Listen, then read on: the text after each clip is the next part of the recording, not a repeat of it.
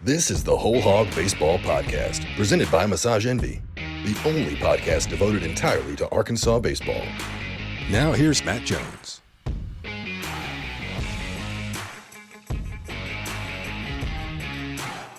Today on the WholeHog Baseball Podcast, Arkansas coach Dave Van Horn joins me for a wide-ranging discussion.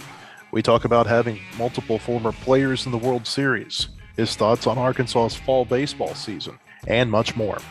That conversation with Coach Van Horn is coming up, but first, a word from our sponsor.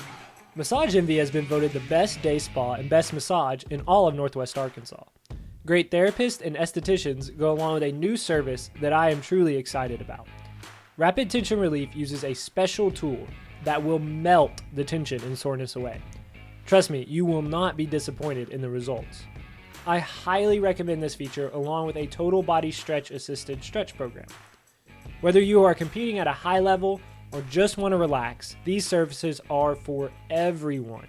Massage, rapid tension relief, total body stretch, deep muscle treatment massage, you choose. Or you can try any combination of those. So the next time you're feeling tight, make sure to call my friends at Massage Envy. Welcome back to the WholeHog Baseball Podcast, presented by Massage Envy. Coach, we appreciate you taking time today. Oh, not a problem. Always excited to talk a little baseball. So the World Series ended this week. I think in Game 5, at one point there were 3 consecutive half innings where you had Ryan Stanek and Drew Smiley pitching. Have you ever had a moment like that in the World Series where you've had 2 players going against each other? Well, just one, and I actually got to go to one of the games when the Astros were playing the Dodgers a few years back, and we had Dallas Keuchel and Logan Forsythe going at it. And I remember, and I think it was the first inning, Logan had a great at bat, fouled off some pitches, took some borderline pitches, and then I think he singled to left. And they got Keuchel's pitch count up a lot. That was down in Houston. Obviously, the Dodgers ended up, I think, losing that series. So, but it was maybe they won. I don't remember. It's too many years ago. But I'll tell you, it's always exciting when you have the opportunity at the end of the year to see some of your former players on such a big stage. What do you think about Drew Smiley and getting to win a World Series with everything that he's been through, the Tommy John surgery? Seems like he's really overcome a lot. He has. You know, I text Drew right after they clinched an opportunity to play in the World Series. And as I sent a text out to Ryan Stanek as well, it's hard for me to, people would ask me, who do you want to win? I'd say nobody or both of them. But it was, after Drew and them won it that night, I sent him a text and he actually responded to it yesterday, the day after. It was really good to hear. He just excited for him and his family. I think his comment was along the line of, I can't believe we're world champions. And I just told him, hey, enjoy it. You deserve it. And just really proud of him and happy for him. You were drafted by the Braves. You played, 2-3 minor league seasons in that organization. Is there any fandom that comes along with having been a part of that organization?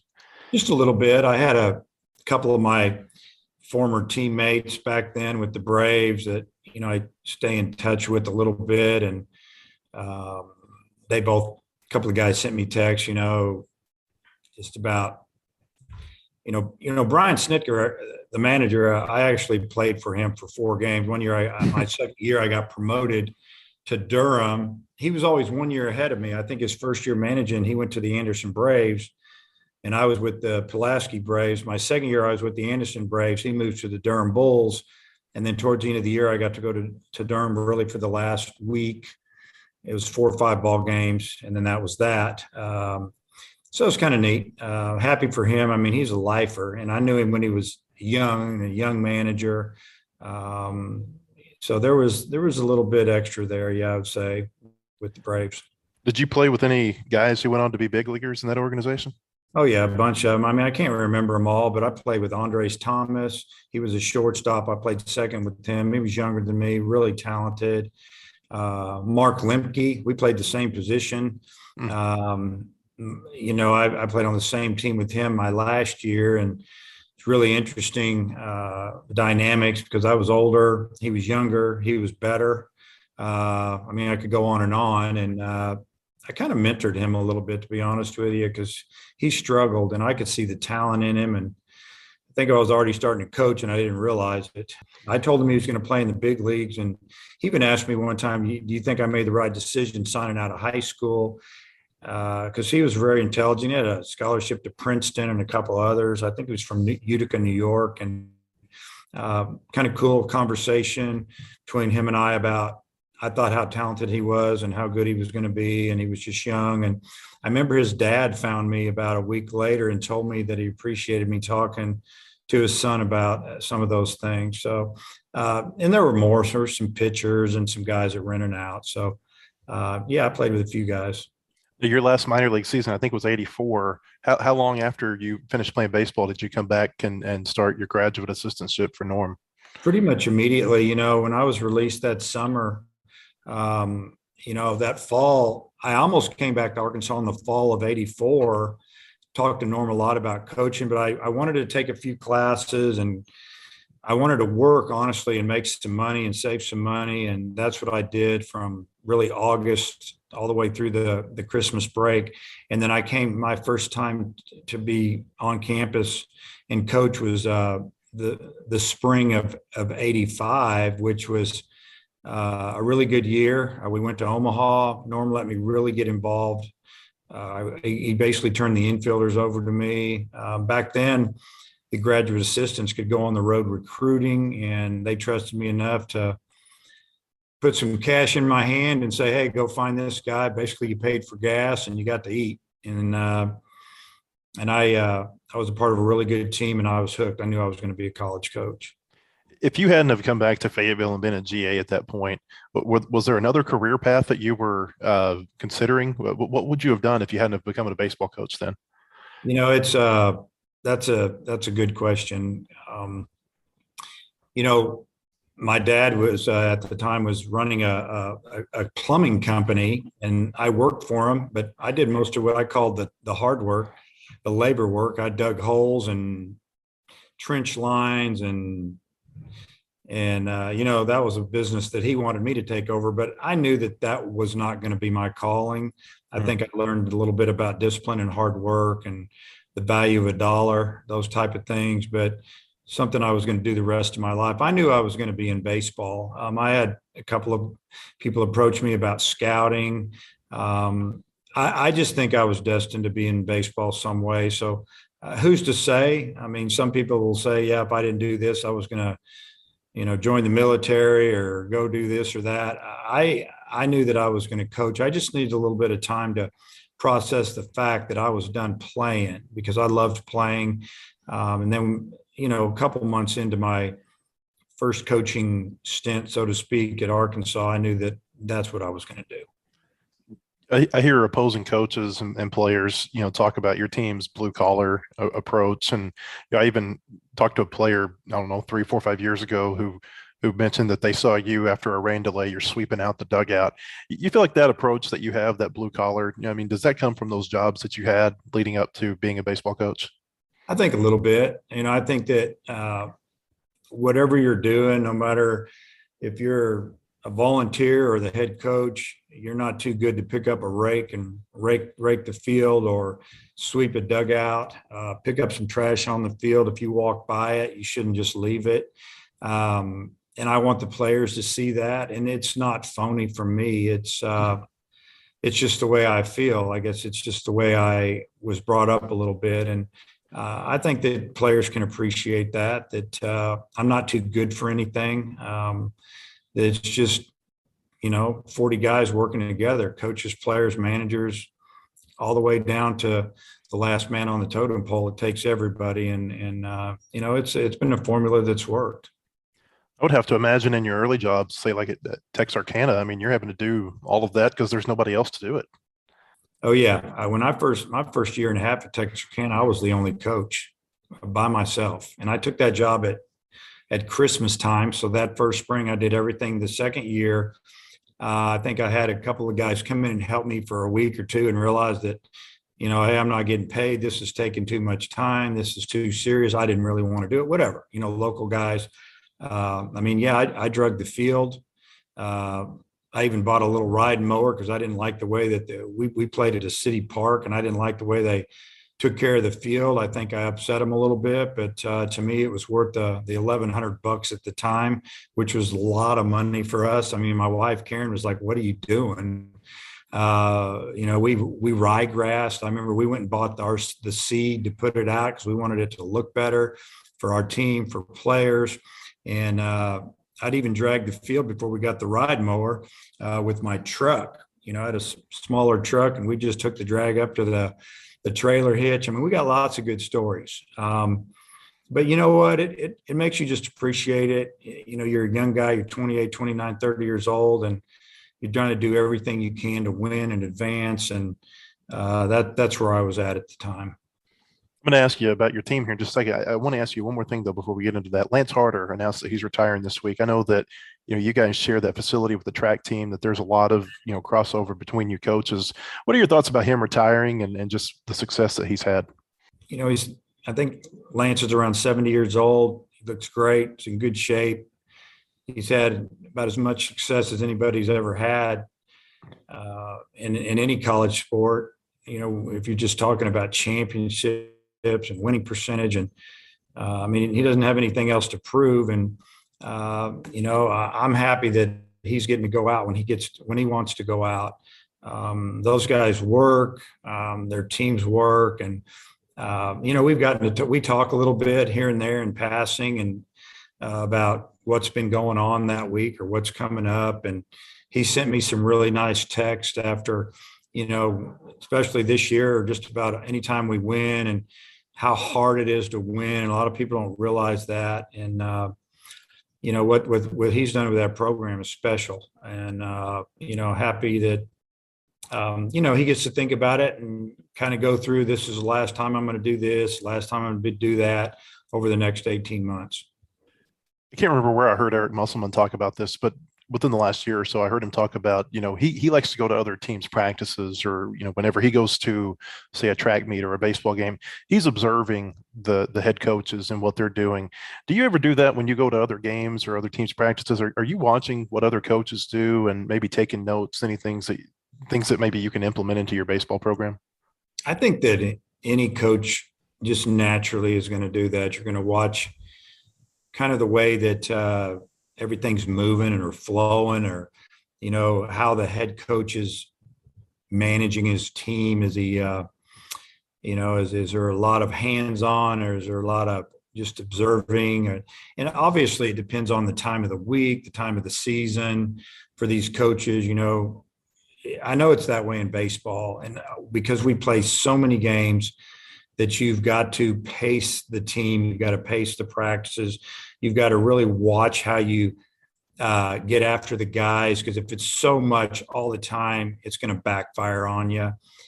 There's many a time as a coach that I'm thinking, man, I should get after him right here, and I'm thinking in my head, but I just did that last week, or I did that yesterday, and you're thinking, they're going to let it roll off if it doesn't mean as much, if you don't spread it out a little bit. But it's interesting dynamics. I do tune to other coaches and their demeanor when it's going well, the demeanor when it's going bad, the body language, because I think everyone's watching, and they need, you got to try to stay even keeled as best you can, except every now and then when you really feel like that you need to get after somebody to motivate a team. And I think that the good coaches will tune into that a lot.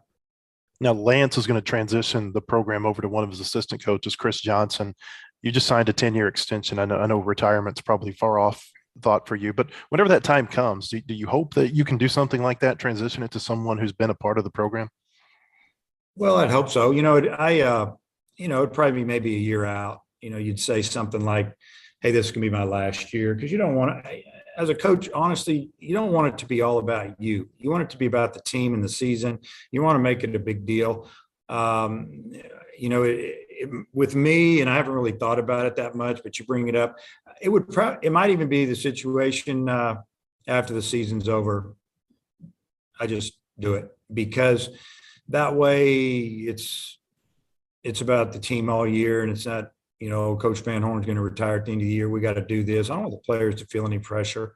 Obviously, I would hope that I would have a hand in at least helping who they're going to select to be the next coach. But, this is probably the most I've ever talked about it, and I probably won't talk about it again too much, because I don't plan on retiring right now. I feel great. If there's other issues or health issues, something happens there, I get it. Or, if I just feel, and I've said this many times, I don't feel like I'm, the guy for the job, then I'll move aside, because I care too much about this program.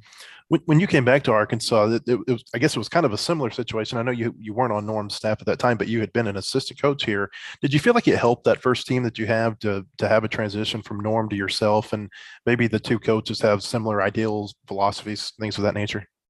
Oh, yeah. I truly believe that it was a lot easier for maybe Norm, who had been in the program for like 33 years, to not feel like that it was just when he walked out the door, he couldn't walk back in, and kind of wean himself off of it, because it's hard. It's a way of life. It's not just a job. It's what you do. It's, it's, like I said, it's a way of going about every day, a way of life. And when I came in, I made sure that Norm felt comfortable coming around, talking. I would call Norm and talk to him about some of the players that were on the team and maybe their personalities, or tell him what had happened with this particular player, and get his opinion about his makeup, or was I reading this wrong, or whatever. And then obviously I never badmouth Norm, or badmouth, that it didn't go great or whatever. Because, a lot of times coaches do that when they come in. And I always tell my coaches that go off and get other jobs, what you need to do is go in there and keep your head down. Don't badmouth the kids that are in the program. Don't badmouth the coach that just left, even if they left because it didn't go good the last 4 or 5 years. You just be positive. And but I think Norm felt really comfortable when I came in, as far as coming back around, and I think it was a smooth transition for the kids. Massage Envy with clinics in Rogers and Fayetteville has been awarded Northwest Arkansas's Best Day Spa and Best Massage. One of the reasons is our care for athletes, both serious and recreational. We now offer rapid tension relief sessions using a high-caliber vibrating tool, and total body stretch sessions like the ones used by the PGA. Both of these new services can be combined with the always popular deep muscle treatment. So whether you compete or just want to relax, there is no place better than Massage Envy. All right, let's talk about this year's team. You just got done with fall practice. I know you just finished your exit interviews with the players. What did you learn about your team this fall over the last couple of months? Man, I learned a lot about the team. Number one is just about the what we need to work on, what we're good at, what needs to happen between now and February, as far as the little things.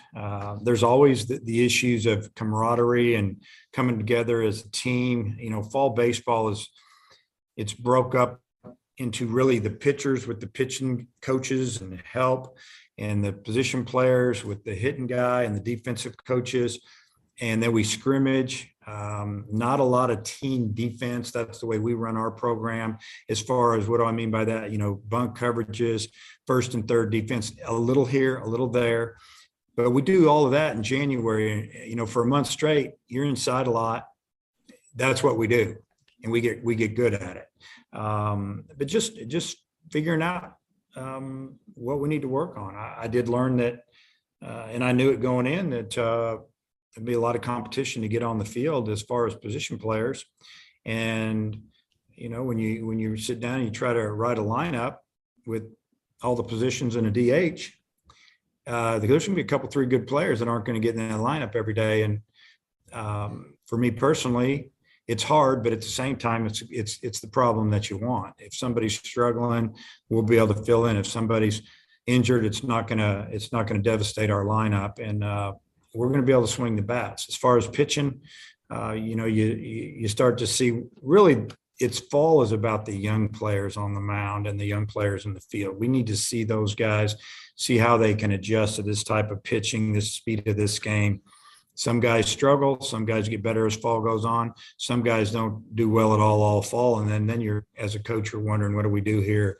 Do we recruit over this kid's head for the future? And that's why I have meetings with guys to find out how they're feeling. So there's a lot that goes into fall baseball.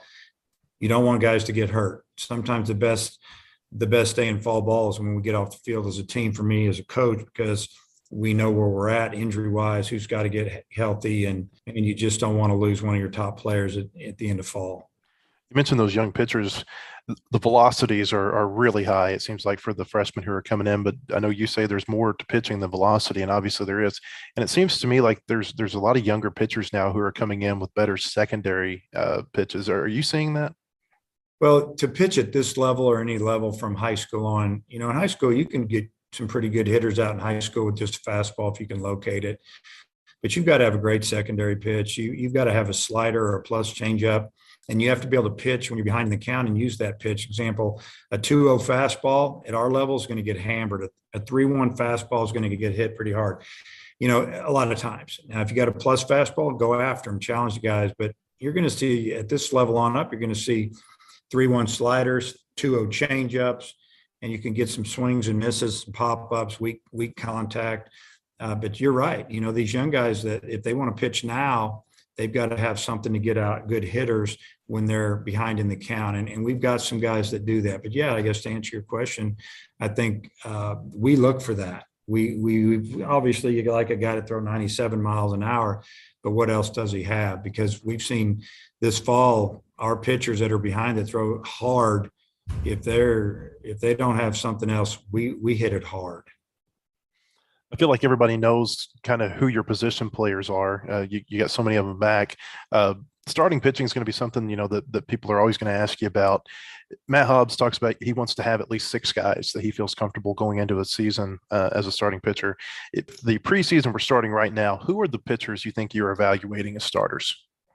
Well, I could probably name 4 that deserve it right now, maybe 5, but, maybe you want to leave one of the guys, in the pen.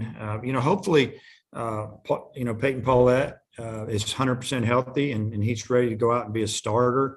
I feel like Connor Nolan had a tremendous fall. I mean, last year at this time, Connor was struggling and was ranked way down by the players and in our mind, because he got hit around. I mean, it was 360. He got himself in great shape.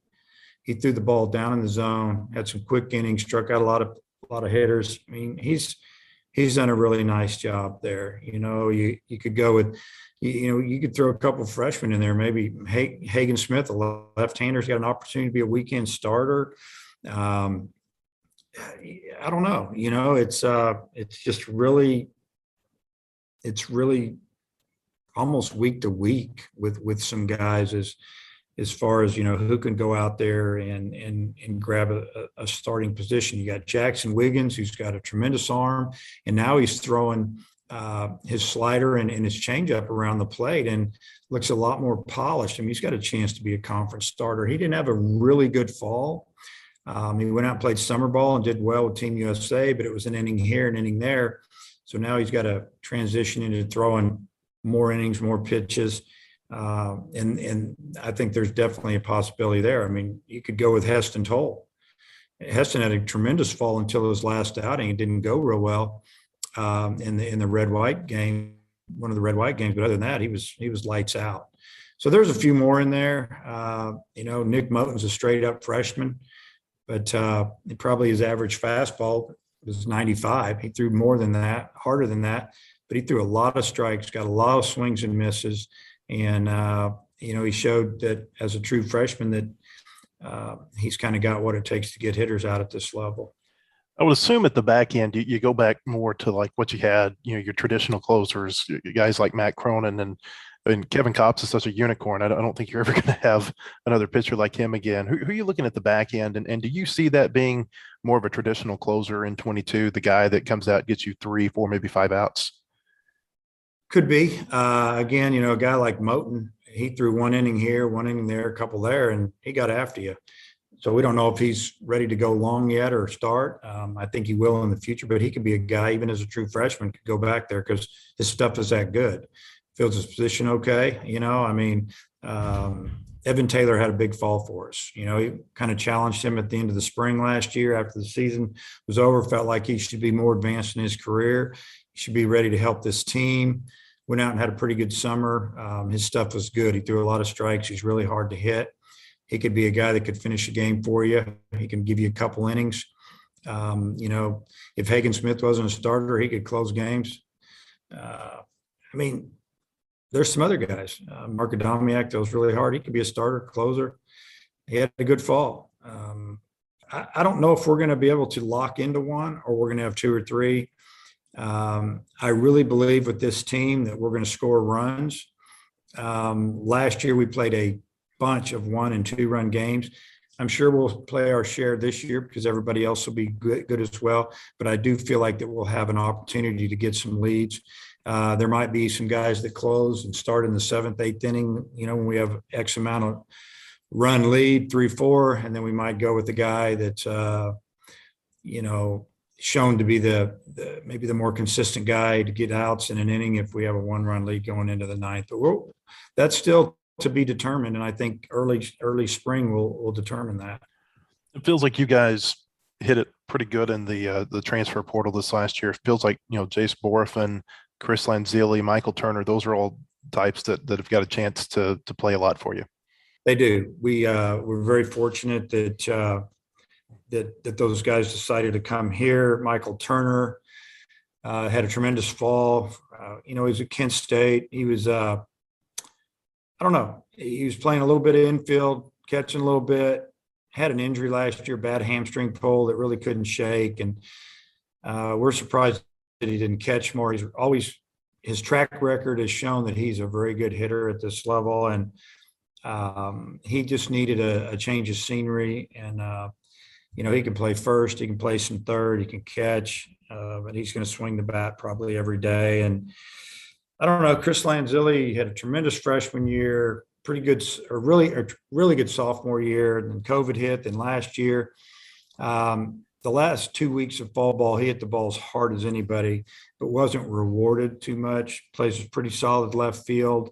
I made a couple of really nice plays in our red-white series, threw a couple runners out, made some nice catches. And then Jace Borafin, this is a young man that we recruited as hard as anybody for probably 2 to 3 years. Decided to stay home. He's from the Oklahoma City area. And obviously when he told us he was going to stay home and play, we were nice to him. We were disappointed. We're always nice to kids. It's a tough decision. And when his name popped up in the portal, we jumped on it. And he seems to be really happy here. And, first couple of weeks in, he was good. The last 3 or 4 weeks of fall ball, he was one of our best hitters, if not the best hitter. I think Coach Thompson, Coach Wernis have done a great job with him, made a few adjustments in his swing, flattened it out. He's hitting the ball with some impact and but also staying in the strike zone, which I think we've done a lot better job as a team already this fall than we did last year. And it's an emphasis that we put on our offense this fall, and I think they're really paying attention. I thought Braden Webb really stood out to me in the fall. So Braden's a guy that if you look at Braden athletically, he's as good as anybody we've had in here. And we've had some good athletes. You're talking about throwing, accurate, arm strength, running, speed, running the bases, hit for power, outstanding running catch at defender. He could have played center field with Franklin every step of the way last year and the year before.